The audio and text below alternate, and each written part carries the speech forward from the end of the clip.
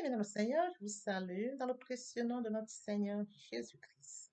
De la bienvenue sur cette chaîne, l'unique véritable Dieu, où je partage la parole vivante, la parole efficace, la parole créative, celle qui était au commencement. Au commencement était la parole. La parole était avec Dieu, la parole était. Je souhaiterais aider chacun de nous à se rapprocher de Dieu afin de développer une relation d'intimité avec Dieu. Et oui, bien, mes frères et sœurs en Christ, connecter l'univers véritable Dieu, c'est de s'édifier via la parole. Il est écrit dans Matthieu 4, l'homme ne vivra pas seulement de pain, mais de toute parole qui sort de la bouche de l'Éternel. Connecter l'univers véritable Dieu, c'est de partager. Je connecte cette chaîne pour partager la parole de Dieu. Et je vous prie, bien mes frères et sœurs, après vous être édifiés, de partager autour de vous afin d'aider à l'éducation des autres. Connecter le véritable Dieu, bien mes frères et sœurs en Christ, c'est de grandir spirituellement. Deux possibilités s'offrent à vous. La première, c'est de s'abonner via YouTube sur l'univers véritable Dieu ou encore sur Facebook, Bat Divine Family. De la sorte, vous allez recevoir plus d'enseignements, ce qui vous permettra de grandir spirituellement. Et oui, bien mes frères et sœurs en Christ, grandir spirituellement vous permettra, bien mes frères, de vous rapprocher davantage de votre Dieu. Bien, mes frères et sœurs en Christ, il est écrit dans la parole de Dieu, il y aurait plus de joie au ciel, juste pour un seul pécheur qui se repent, pour 99 justes qui n'ont pas besoin de repentance. Et oui, bien, mes frères et sœurs en Christ, je vous invite donc à vous joindre à moi, afin qu'ensemble nous partagions au maximum la parole de Dieu. Et sur ce, plusieurs personnes vont se repentir et se convertir. La parole touchera les vies, elle changera les vies, elle transformera les vies, elle illuminera les cœurs, elle édifiera les vies. De la sorte, nous allons inonder le ciel de joie et encore de joie. Merci, Seigneur. Bien-aimés dans le Seigneur, passons en prière. Dieu de bonté, Dieu d'amour, Dieu de miséricorde, Alpha, Oméga, je bénis ton nom ce matin, je t'élève, je t'honore, je t'élève, je t'acclame. Je célèbre ta grandeur, le Dieu qui dit la chose s'accomplit, l'univers véritable, Dieu, c'est toi. Merci pour ce nouveau matin, pour ce nouveau jour. Merci pour la santé divine, la protection divine, la sécurité divine. Merci pour le souffle de vie. Comptez parmi les vivants, nous sommes infiniment reconnaissants. Esprit Saint, viens sanctifier les lieux. Dresse autour de moi un mur de feu afin d'éloigner toute influence négative qui pourrait nuire à ma prière, à sécurise-la.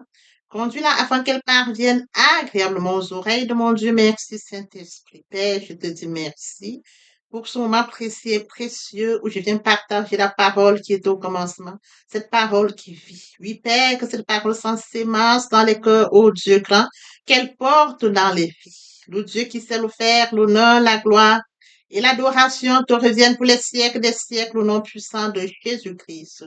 Je t'ai pris. Amen. Frères et sœurs en Christ dans le Seigneur, poursuivons par la lecture de Jean 20 à partir du verset 23. Là, il est écrit, ceux à qui vous pardonnerez les péchés, ils leur seront pardonnés, et ceux à qui vous les retiendrez, ils leur seront retenus. Il est bien évidemment écrit dans Luc 23, 34, Jésus dit, Père, pardonne-leur, car ils ne savent pas ce qu'ils font. Ils se partagèrent ses vêtements en tirant au sort. Nous pouvons lire dans Matthieu 6 à partir du verset 12, pardonne nos offenses, comme nous pardonnons aussi à ceux qui nous ont offensés. Ne nous induis pas en tentation, mais délivre-nous du mal, car c'est à toi qu'appartiennent dans tous les siècles le règne, la puissance et la gloire. Si vous pardonnez aux hommes leurs offenses, votre Dieu céleste vous pardonnera aussi. Mais si vous ne pardonnez pas aux hommes, votre Père céleste ne vous pardonnera non plus vos offenses. Permettez-moi d'aborder un point très important, celui de mourir en soi et de naître en Christ. Via la repentance et la conversion, nous étions de leur nombre, loin du Père, loin de la source, loin de notre premier amour. Par la grâce de Dieu, nous sommes repentis et convertis. Qu'en est-il de mon prochain? Créature merveilleuse, admirable, unique, mais loin du Père. Il est écrit dans la parole, mon peuple périt par manque de connaissance. Conscient de ce fait, je vous prie de vous joindre à moi afin qu'ensemble nous partagions la parole. La parole les atteindra après s'être édifiés. Ils reviendront à leur premier amour via votre canal. Ils vont se repentir et se convertir. De la sorte, nous allons inonder le ciel de joie et encore de joie. Je consacre la deuxième partie de mon enseignement à cela où j'apporte plus de détails pour ce qui est de la repentance et la conversion et je fais suivre la prière. La troisième partie fait suite à la deuxième. Il est question de la nouvelle vie. Les choses anciennes sont passées. Voici toutes choses sont devenues nouvelles. Et oui, frères et sœurs en Christ, permettez-moi de rebondir aux thématiques que nous avions déjà abordées. En début d'année, nous avons parlé de la méditation. Nous êtes allés chercher un Dieu puissant. Nous avons parlé de la méditation. Oui, frères et sœurs en Christ, n'oublions pas que Dieu nous a aimés le premier. Oui, frères et sœurs en Christ, il nous a fait créature merveilleuse, créature admirable, créature unique. Dieu nous a aimés le premier. Il nous a fait créature merveilleuse, admirable, unique. Oui, frères et sœurs en Christ, conscients de ce fait, du fait que Dieu a un calendrier pour notre vie, du fait qu'il nous a fait créature merveilleuse, admirable, unique, du fait que Dieu nous aime et détient la mission pour laquelle il nous a créés. Oui, frères et sœurs en Christ, nous nous rapprochons de notre Créateur. Via la méditation, nous allons chercher le Dieu qui nous a aimés le plus. Et pendant la méditation, nous recevons la parole par la foi. De la deuxième thématique que nous avions partagée. Au fur et à mesure que nous allons donc développer cette relation d'intimité avec Dieu, oui, frères et sœurs, nous mettons en application l'amour de Dieu, de la thématique qui suivait. Pendant la période pascale, Christ est mort à la croix de Golgotha. Le troisième jour, il est ressuscité. Et oui, frère, il a dit, Père, pardonne-leur car ils ne savent pas ce qu'ils font. Oui, frères et sœurs, en Christ, tout est accompli. L'œuvre de la croix ne doit pas être vaine. Oui, frères et sœurs, en Christ, d'où notre enseignement, où nous avons partagé la puissance de la résurrection, nous avons suivi par le nom de Jésus. Oui, frères et sœurs, en Christ, nous avons touché le nom de Jésus, qui est pour nous un nom très précieux. Nous allons en prière, nous allons toujours prier au nom de Jésus-Christ. Nous appuyons sur ce nom-là. Frères et sœurs en Christ, nous allons vers Dieu dans l'humilité, d'où cette thématique qui suivait aussi. Et lorsque nous vivons en communion avec lui. Oui, frères et sœurs en Christ, vivre en communion avec lui, frères et sœurs en Christ, nous développons encore cette vie, la vie de sainteté, d'où la thématique sur la sanctification. Vous serez saints car je suis saint. Frères et sœurs en Christ, pendant la Pentecôte, nous avions donc touché le Saint-Esprit. Alors, frères et sœurs en Christ, le Saint-Esprit se manifeste en nous, comme mentionné dans la parole de Dieu. Ne savez-vous pas que votre corps est le temple du Saint-Esprit? Votre corps est le temple du Saint-Esprit. Il est question de comprendre que l'Esprit Saint habite en nous. Alors, à partir du moment où l'Esprit Saint habite en nous, frères et sœurs en Christ, l'Esprit Saint prend le total contrôle et l'Esprit Saint nous instruit, il nous inspire, il nous enseigne, il nous corrige. Oui, frères et sœurs en Christ, nous n'avons plus la capacité, mais c'est le Saint-Esprit qui nous dirige. D'où cette thématique, le Saint-Esprit. Oui, frères et sœurs, la progression dans la sainteté est le processus par lequel le Saint-Esprit nous rend de plus en plus semblables à Christ. Lorsque nous allons lire Romains 8, 29, car ceux qu'il a connus d'avance, il les a aussi prédestinés à être semblables à l'image de son Fils, afin que, frères et sœurs, son Fils fût premier-né entre les frères. Frères et sœurs en Christ, nous allons faire que Dieu, un Dieu trois fois saint, vous serez saint car je suis saint. Pour la thématique sur la sanctification. Oui, frères et sœurs en Christ, dans le Seigneur, pendant la période de la Pentecôte, nous avions donc touché cet enseignement qui porte sur le Saint-Esprit. Ne savez-vous pas que votre corps est le temple du Saint-Esprit? Le temple du Saint-Esprit est un lieu saint. Oui, frères et sœurs, conscients du fait que notre corps est le temple du Saint-Esprit et que nous avions Dieu qui vient à nous, frères et sœurs en Christ, le temple du Saint-Esprit est un lieu saint. Nous devons vivre donc dans la sainteté. D'où cette thématique-là. Frères et sœurs en Christ, après cela, nous avions abordé la thématique sur le pardon. Une thématique très importante. Pourquoi? Parce qu'elle nous permettra de rentrer dans celle-ci que nous abordons aujourd'hui. Parce que la parole de Dieu dit, lorsque vous allez devant le Père, si vous allez vous rendre compte que vous avez péché, il faudrait que vous alliez d'abord demander ou alors accorder le pardon à celui ou à celle qui nous a offensés et de venir donc, revenir donc en prière ou alors revenir vers nos pères. Nous avions abordé cette thématique qui portait sur vos parents. Aujourd'hui, donc, frères et sœurs en Christ, en fait, toutes ces thématiques que nous avions abordées, elles seront très utiles. En ce sens que nous allons donc, par notre démarche, comme nous avons connaissance de la parole de Dieu, nous connaissons Dieu, nous l'avons connu au fur et à mesure que nous avons développé cette relation d'intimité via la méditation de sa parole, nous mangeons la parole, nous buvons la parole, nous allons dans l'humilité devant Dieu, oui, frères et sœurs en Christ, nous vivons dans la sainteté, la sanctification le plus longtemps que nous sommes en communion avec lui, frères et sœurs en Christ, la purification intérieure se met en route. Alors, aujourd'hui, nous allons donc parler à ce Dieu trois fois saint. Vous serez saint car je suis saint. Nous allons lui parler, frères et sœurs en Christ, dans l'humilité. Et lorsque nous allons parler à Dieu, il faudrait que nous puissions nous examiner. Ai-je péché? Ai-je offensé? L'importance, frères et sœurs, comme elle est écrite dans Ésaïe 59, ce sont vos fautes qui mettent une barrière entre vous et votre Dieu. Oui, frères et sœurs en Christ, conscients de ce fait, il est très important que nous puissions demander pardon. Nous avons affaire à un Dieu trois fois saint. Nous devons pardonner ceux qui nous ont offensés.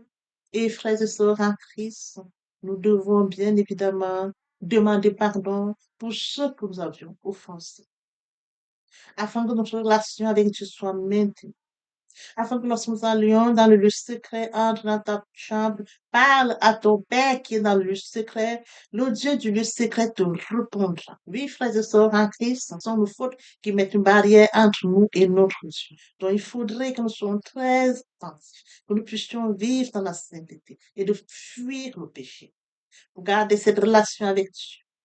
Oui, frères et sœurs en Christ, nous allons donc poursuivre aujourd'hui notre enseignement. Oui, frères et sœurs en Christ, nous allons poursuivre notre enseignement intitulé Quiétude. Nous avions déjà commencé cet enseignement depuis les semaines d'avant. Nous avions plongé dans cet enseignement via des exemples bibliques. Aujourd'hui, nous poursuivons toujours dans la même lancée et nous avons essayé de voir, frères et sœurs en Christ, au fur et à mesure, répondre à cette question qui est tu. Lorsqu'on nous pose la question qui es-tu, frères et sœurs en Christ, nous avons souvent tendance à comprendre, c'est-à-dire nous répondons souvent en partant de notre nom, frères et sœurs en Christ. Oui, frères et sœurs en Christ, Dieu regarde au-delà des éléments de l'homme. Dieu regarde différemment de l'homme. Oui, frères et sœurs, lorsque Dieu regarde, il regarde à notre identité spirituelle. Dans la Bible, cette question revient sous différentes formes. Par exemple, qui es-tu devant Dieu? Ou alors, qui es-tu lorsque personne ne te regarde? Ou encore, qui es-tu dans le plan de Dieu? Frères et sœurs en Christ, ce matin, donc, il est question de l'identité qui détermine la destinée.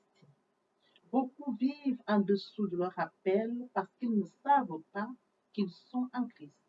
Ainsi donc, frères et sœurs en Christ, nous allons aborder ce matin un point très important. Qui es-tu aux yeux de Dieu? Cette question nous permettra de pouvoir qui es-tu aux yeux de Dieu?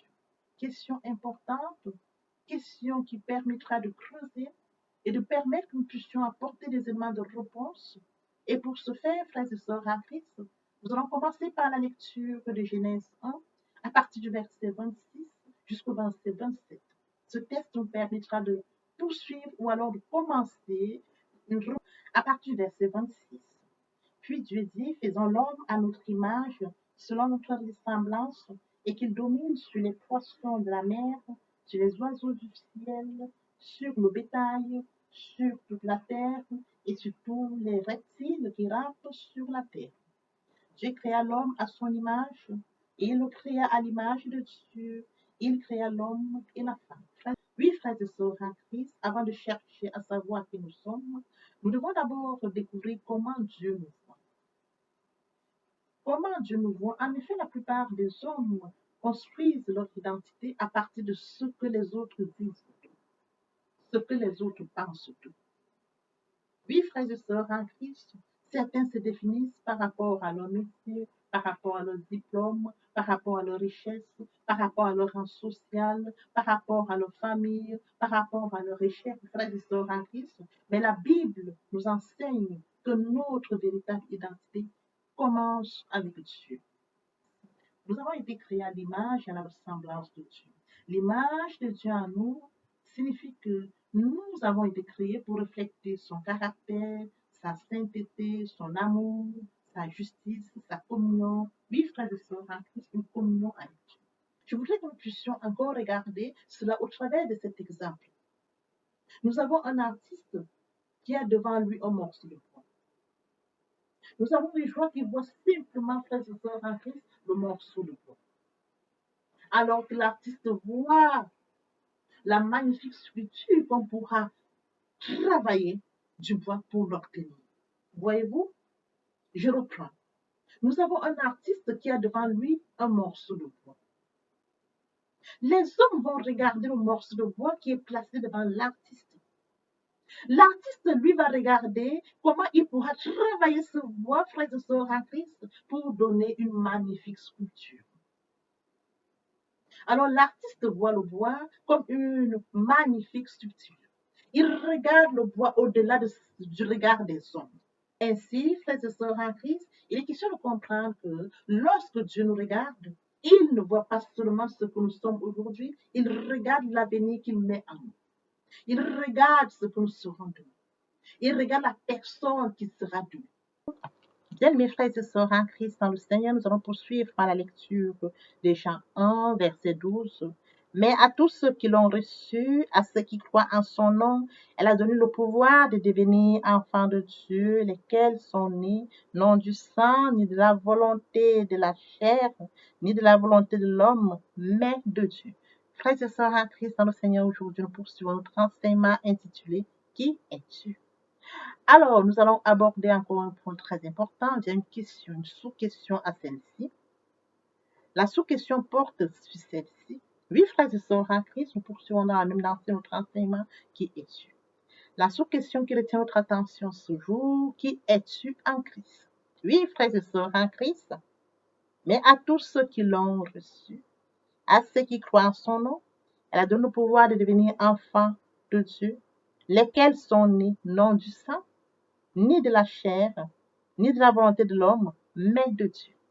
Après avoir abordé la première question, qui es-tu, et la sous-question, qui suis-je aux yeux de Dieu, dans un autre enseignement, nous avons poursuivi l'autre enseignement, qui es-tu, et la sous-question portait, qui suis-je au devant des hommes.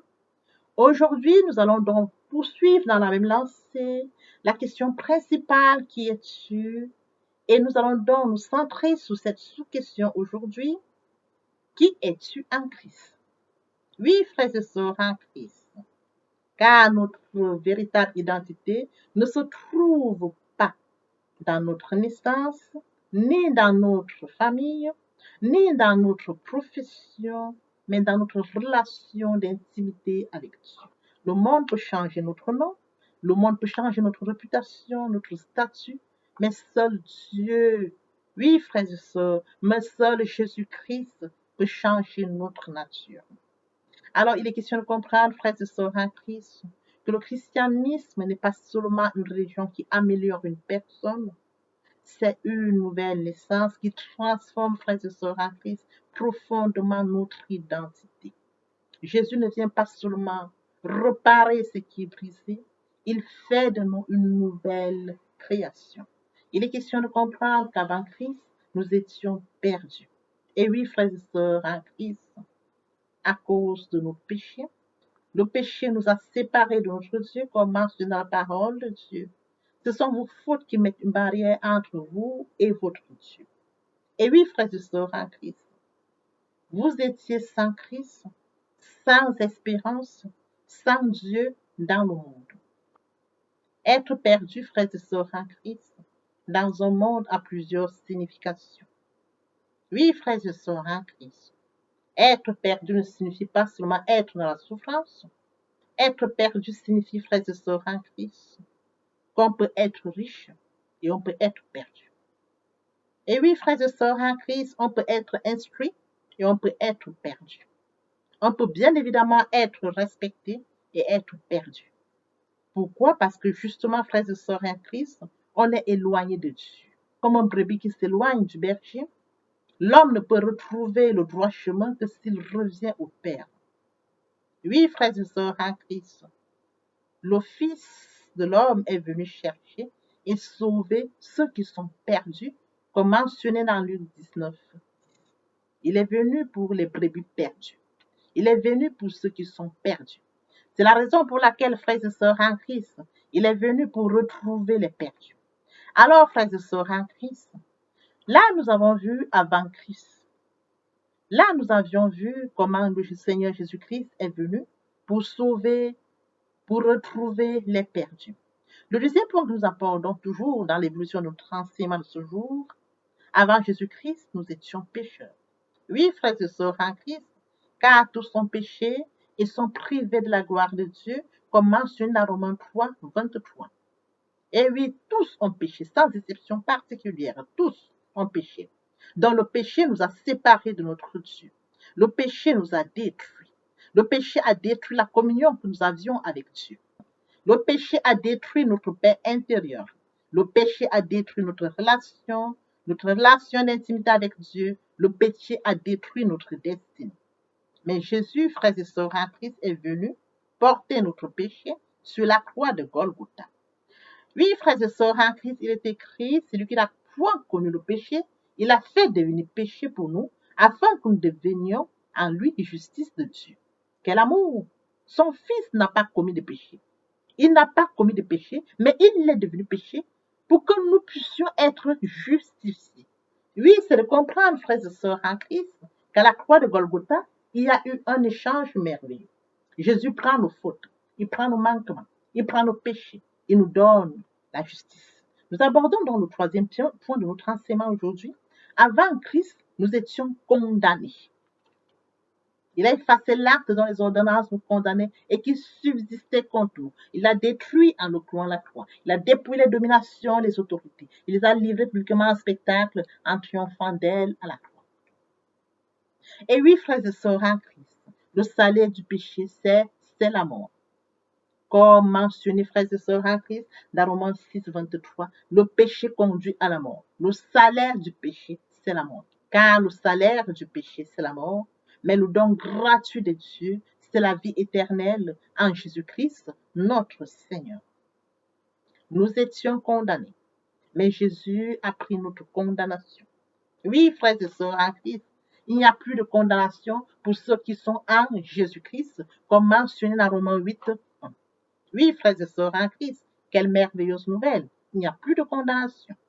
Le tribunal de Dieu nous déclarait coupables, la croix nous déclare pardonnés. Oui, frères et sœurs en Christ, l'échange, c'est-à-dire tout change après la résurrection de Christ. Nous devenons une nouvelle créature. Si on ne comprend après la résurrection, tout devient nouveau. Dieu ne repart pas simplement notre ancienne identité, il nous donne une nouvelle identité. Et oui, frères et sœurs en Christ, à tous ceux qui l'ont reçu, elle a donné le pouvoir de devenir enfants de Dieu. Nous avons reçu le pouvoir de devenir enfants de Dieu, comme je l'ai lu, frères et sœurs en Christ, dans Jean 1, 12. À ceux qui croient en son nom, il faut le recevoir. Il faut croire en son nom. Elle a donné le pouvoir de devenir enfants de Dieu. Mais à tous ceux qui l'ont reçu, à ceux qui croient en son nom, elle a donné le pouvoir de devenir enfants de Dieu, lesquels sont nés non du sang, ni de la volonté de la chair, ni de la volonté de l'homme, mais de Dieu. Nous ne sommes plus simplement des créatures de Dieu, nous devenons des enfants de Dieu. Quelle différence! Nous devenons des enfants de Dieu. Nous quittons l'ancienne identité. Nous recevons la nouvelle identité en devenant enfants de Dieu. Il est question de comprendre que, frères et sœurs en Christ, un serviteur travaille pour son maître, un enfant appartient à la famille, un enfant a accès au Père, un enfant reçoit l'amour de son Père. Voyez-vous, nous partons de la nouvelle créature, nous devenons enfants de Dieu, frères et sœurs en Christ. Nous bénéficions des droits d'un enfant de Dieu, frères et sœurs en Christ. Un enfant reçoit l'amour d'un père, frères et sœurs en Christ. Et Romains 8, 5 nous spécifie encore que nous avons reçu un esprit d'adoption par lequel nous crions Abba, Père. Il est question de comprendre que nous n'avons pas reçu un esprit de servitude pour être encore dans la crainte, mais nous avons reçu, frères et sœurs, un esprit d'adoption par lequel nous crions Abba, Père. Alors, frères et sœurs en Christ, le chrétien ne s'adresse plus à Dieu comme un inconnu. Il s'adresse à son Père. Abba, Père, mon Père. Et au-delà, à partir du moment où on devient enfant de Dieu, frères et sœurs en Christ, on touche un point où on appartient, frères et sœurs en Christ, parmi les héritiers de Dieu. Tu es un héritier. Comme mentionné la parole de Dieu, si nous sommes enfants de Dieu, nous sommes aussi héritiers, héritiers de Dieu et co-héritiers de Christ.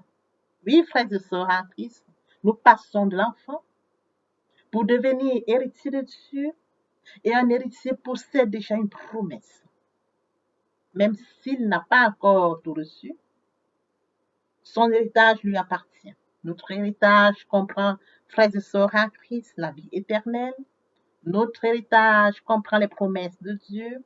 Notre héritage comprend la présence du Saint-Esprit, quel amour d'avoir la présence du Saint-Esprit. Notre héritage comprend le royaume de Dieu, quelle richesse, quel amour. On part d'enfants de Dieu, on entre dans l'héritage, on bénéficie de la vie éternelle. Comme héritage, on bénéficie du royaume de Dieu. Comme héritage, on bénéficie des promesses de Dieu. Comme héritage, on bénéficie, frères et sœurs en Christ, la présence du Saint-Esprit.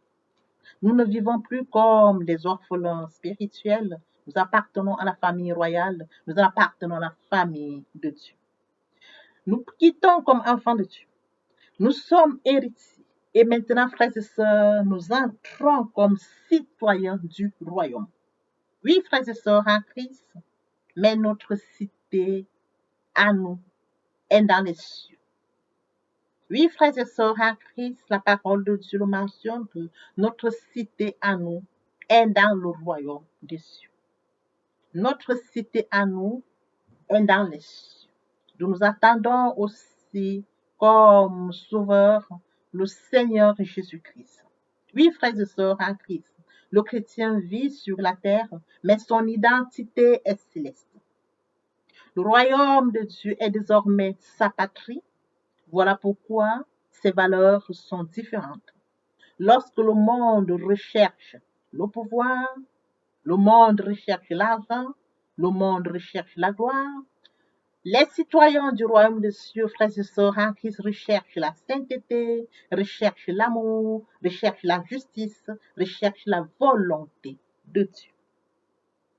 Alors, on part d'enfants de Dieu, on pousse comme héritier de Dieu, on appartient au royaume et on va donc rentrer, frères et sœurs, le temple de Dieu. Ne savez-vous pas que vous êtes le temple de Dieu? Le temple de Dieu est un lieu saint. Oui, frères et sœurs en Christ, dans l'Ancien Testament, Dieu habitait dans le temple. Aujourd'hui, dans le Nouveau Testament, Dieu habite, frères et sœurs, dans le croyant. Nous ne sommes plus seuls. Dorénavant, nous ne sommes plus seuls. Le Saint-Esprit marche avec nous. Il nous enseigne, il nous conduit, il nous guide, il nous inspire. Et oui, frères et sœurs en Christ, il nous transforme chaque jour davantage à l'image de notre Seigneur Jésus-Christ. L'apôtre Paul. Et oui, frères et sœurs en Christ, son histoire, s'il existe une histoire qui illustre parfaitement le changement d'identité en Christ, si nous voulons revenir à l'histoire d'une identité qui change dans la parole de Dieu, nous pouvons prendre l'exemple sur l'apôtre Paul. Celle de l'apôtre Paul, il s'appelait Saul. Avant sa conversion, frères et sœurs en Christ, Saul était connu pour une chose. Il persécutait les chrétiens. Il approuvait la mort d'Étienne. Il faisait arrêter les disciples.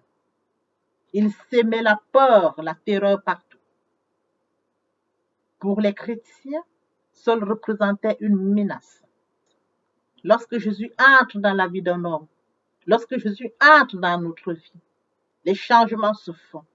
La haine devient l'amour. La violence devient la paix. Le pécheur, frères et sœurs, en Christ devient saint. Il est mis à part. Le persécuteur, frères et sœurs, en Christ devient miséricordieux. Jésus change pas seulement les habitudes, il change les corps. Tous ceux-là qui, frères et sœurs en Christ, ont rencontré Jésus-Christ, leur vie subit également un changement comme celui de l'apôtre Paul. Oui, frères et sœurs, d'autres exemples bibliques pour pouvoir appuyer celui de Paul. On peut toucher également Zachée. Oui, frères et sœurs en Christ, ce collecteur d'impôts, frères et sœurs en Christ, malhonnête devient un homme, frères et sœurs, généreux et restauré. Nous pouvons bien évidemment l'illustrer par l'exemple, frères et sœurs en Christ, de Marie de Magdala. Oui, frères et sœurs en Christ, délivrée des 7 démons, elle devient une fidèle disciple et l'une des premières témoins de la résurrection de Jésus-Christ. Frères et sœurs en Christ dans le Seigneur. Nous pouvons bien évidemment toucher le cas de Pierre, l'un des impulsifs qui réunit son maître, un apôtre courageux, annonçant l'évangile le jour de la Pentecôte. Tous ont un point commun, ils ont rencontré Jésus. La rencontre de Jésus-Christ a transformé leur identité, pas seulement leur identité et leur mission. Oui, frères et sœurs en Christ, il est question de comprendre que la rencontre avec Jésus change la vie, transforme la vie. Il ramène plusieurs à leur mission. Frères et sœurs en Christ, lorsque nous regardons l'ancienne vie, pour certains hommes, ils étaient alcooliques, ils étaient menteurs, adultères, ils étaient violents, rejetés, ils étaient abandonnés, sans valeur. Aujourd'hui, ils sont appelés en Christ. Dieu nous appelle son enfant. Il nous appelle son ambassadeur. Comme mentionné dans la parole de Dieu, nous faisons des fonctions d'ambassadeur pour Christ. Comme si, frères et sœurs, Dieu exhortait par nous. Et nous, vous en supplions au nom de Jésus-Christ, soyez réconciliés. Oui, frères et sœurs en Christ, aujourd'hui, nous sommes en Christ. Une fois devenus en Christ, nous sommes considérés, frères et sœurs en Christ, au regard de Dieu qui nous appelle son enfant. Dieu nous appelle son ambassadeur. Dieu nous appelle nouvelle créature. Les choses anciennes sont passées.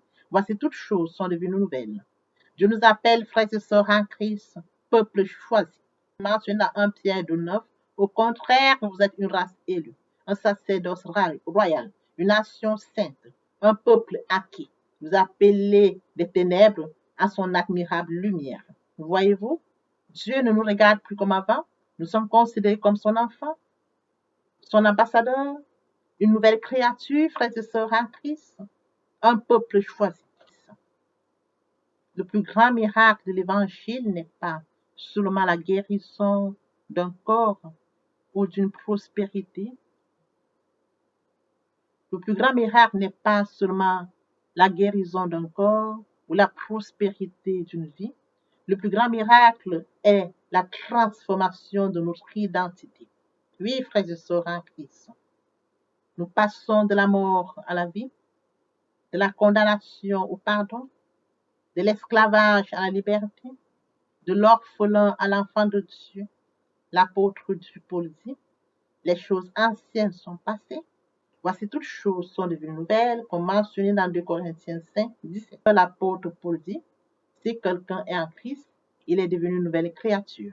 Les choses anciennes sont passées, voici toutes choses sont devenues nouvelles, comme mentionné dans 2 Corinthiens 5, 17. La question n'est donc plus, que disent les hommes de moi, mais suis-je en Christ? Car c'est en lui que se trouve notre véritable identité, notre dignité, notre espérance. Et oui, frères et sœurs en Christ. Nous allons donc poursuivre avec notre partie dans l'enseignement qui suivra. Et oui, frères et sœurs, cette sous-section, cette sous-question portera encore sur une question qui permettra de répondre à qui es-tu? Oui, frères et sœurs en Christ.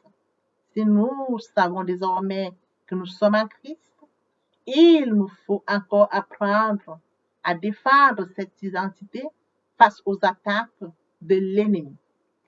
C'est ce que nous allons voir donc dans l'enseignement qui suivra. Qui es-tu face au combat? Papa, je t'aime. Papa, je t'aime. Oh, papa, je t'aime. Tu es mon papa. Papa, je t'aime. Papa, je t'aime. Oh, papa, je t'aime. Question pour nous d'acter la foi. Il est question pour nous de comprendre, comme le point précédent, de manifester le surnaturel.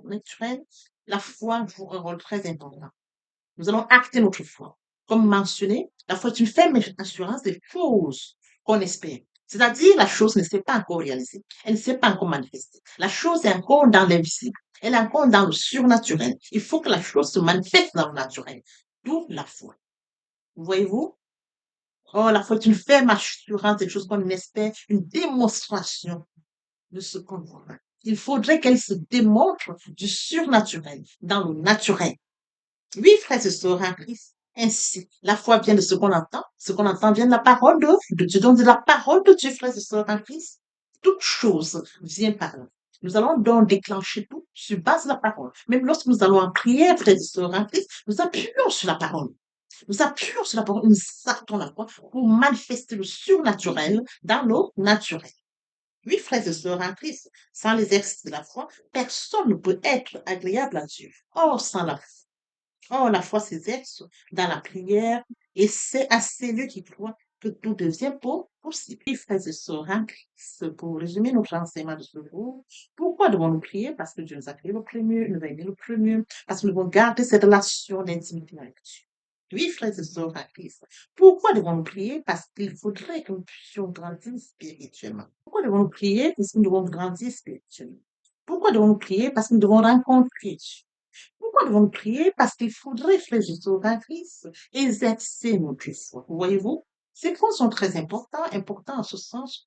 Les uns comme les autres nous permettent, frères et sœurs, de rester connectés, nous permettent de grandir spirituellement, nous permettent, frères et sœurs en Christ, de rencontrer Dieu via la prière, nous permettent d'exercer notre foi, oui, frères et sœurs en Christ, de permettre également de manifester le surnaturel dans le naturel, parce que nous avons affaire à un Dieu omniscient, omnipotent, omniprésent, toute chose étant surnaturelle, spirituelle. Il faudrait que toutes ces choses, frères et sœurs en Christ, qui sont spirituelles, nous puissions acter notre foi, nous rapprocher les yeux, élever la voix, afin que ces choses surnaturelles, frères et sœurs, se manifestent dans le naturel, de par cette relation d'intimité via la prière. Ah, je t'aime, papa, je t'aime, oh, papa, je t'aime, tu es mon papa. Papa, je t'aime, papa, je t'aime, oh, papa, je t'aime. La prière est aussi un moyen de communication. Elle nous met en ligne directe avec le Créateur de l'univers. Quand tu pries, entre dans ta chambre, ferme ta porte, et puis ton Père qui est là dans le secret, ton Père qui te voit dans le secret, te le prendra. Papa, je t'aime. Papa, je t'aime. Oh, papa, je t'aime. Tu es mon papa. Papa, je t'aime. Papa, je t'aime. Oh, papa, je t'aime. Tu es. Voici, nous allons poursuivre les deuxième et troisième partie de notre enseignement. Partie riche importante pour compléter cette première pour notre édification. Sur ce, je vous prie dans l'oreille pour la. Papa, je t'aime. Papa, je t'aime. Oh, papa, je t'aime. Tu es mon papa. Papa, je t'aime. Papa, je t'aime. Oh, papa, je t'aime. Tu es mon bien-aimé et mon Dieu. Et mon Dieu. Et mon Dieu. Oui, bien mes frères et sœurs en Christ, le moment est venu pour nous de poursuivre avec les deuxième et troisième parties de notre enseignement. Partie qui vient de compléter cette première pour notre édification. Se repentir, c'est regretter, c'est sans vouloir, c'est pleurer. La repentance est un changement d'attitude, se détourner de son mal pour se tourner vers Dieu. Venez, plaidons, dit le Seigneur, si vos péchés sont comme le cramoisi, ils deviendront blancs comme la neige. S'ils sont comme la pourpre, Ils deviendront comme la mienne. Se convertir, c'est le fait de déplacer le centre de gravité de ma vie ancienne vers mon Dieu. Se convertir, c'est de croire en Jésus-Christ. En un mot, nous pouvons dire que la conversion accompagne la repentance. Lorsque les cœurs se convertissent, le voile est ôté. Or, le Seigneur, c'est l'Esprit. Là où est l'Esprit du Seigneur, là est la liberté. Pour toutes les personnes qui ne se sont pas encore engagées à suivre le Seigneur, pour ceux qui se sont engagés et qui auraient, pour ceux qui se sont engagés et qui auraient abandonné quelque raison que ce soit, le moment est venu pour nous, bien mes frères et sœurs en Christ, de passer en prière via cette chanson. Miséricorde insondable, Dieu peut-il tout pardonner? Absoudre si coupable et mes péchés oubliés. Jésus, je viens à toi, tel que je suis, je viens à toi. Jésus, je viens à toi, tel que je suis, papa. Ah, répétez après moi la prière, Seigneur Jésus. Je m'engage à te suivre tes souffles. Je sais que tu es mort sur la croix de Golgotha. Le troisième jour, tu es ressuscité afin que je sois justifié. Merci, Père, pour l'œuvre de la foi. Merci pour l'amour que tu as manifesté au travers de ton Fils. Merci, Seigneur, pour le salut de mon âme. Merci pour avoir sauvé mon âme. Amen. Notre Père Céleste, merci pour les âmes précieuses. Merci pour l'engagement que tu leur donnes. Mon Dieu, mon roi, je te prie de veiller, de conduire, afin qu'ils y restent. Dieu qui sait faire, qui peut faire, je laisse entre tes mains. L'honneur, la gloire, l'adoration te reviennent pour les siècles des siècles. Au nom puissant de Jésus-Christ, je t'ai prié. Amen. Oui, bien, mes frères et sœurs en Christ dans le Seigneur, après cette sincèrement repentie et converti, il faut y rester, il faut y demeurer. Comment le faire? Premièrement, invoquer le Saint-Esprit. L'Esprit Saint prendra contrôle durant la méditation. Poursuivra la lecture du verset ou du texte qui servira d'appui durant la méditation. Matthieu 4, 4, l'homme ne vivra pas seulement de pain, mais de toute parole qui sort de la bouche de l'Éternel. Méditer la parole, c'est l'approfondir, c'est la mûrir, c'est aller en réflexion profonde. Ce livre de la loi ne s'éloigne point de toi, médite-le jour et nuit. C'est alors que tu auras du succès dans tes entreprises. C'est alors que tu réussiras. Eh bien, mes frères et sœurs en Christ, après avoir médité la parole, nous devons recevoir la parole. Recevoir la parole via la foi. La foi est une ferme assurance des choses qu'on espère, une démonstration de celles qu'on ne voit pas. La foi vient de ce qu'on entend. Ce qu'on entend vient de la parole de Dieu. De par conséquent, la foi vient de la parole de Dieu. Recevoir la parole via l'obéissance. L'obéissance veut mieux que le sacrifice. Et l'observation de sa parole vaut mieux que la reste bélie. Après cela, bien aimé, il faut mettre en pratique la parole. On donne tout ce qu'on reçoit. Et oui, bien mes frères et sœurs en Christ, lorsqu'on plante une graine, on s'attend à la récolter. Et oui, bien mes frères et sœurs en Christ, lorsque nous plantons, nous attendons une récolte. En louange la parole, l'adoration la parole. Et oui, bien mes frères et sœurs en Christ, en louange la parole, à l'adoration la parole, en jeûne et prière la parole, déclarer la parole au moment opportun. Nous observons toutes ces étapes, nous verrons que nous allons grandir spirituellement en gardant une relation d'intimité avec Dieu. Que l'Éternel Dieu vous bénisse ainsi vos familles respectives. À très bientôt. Amen.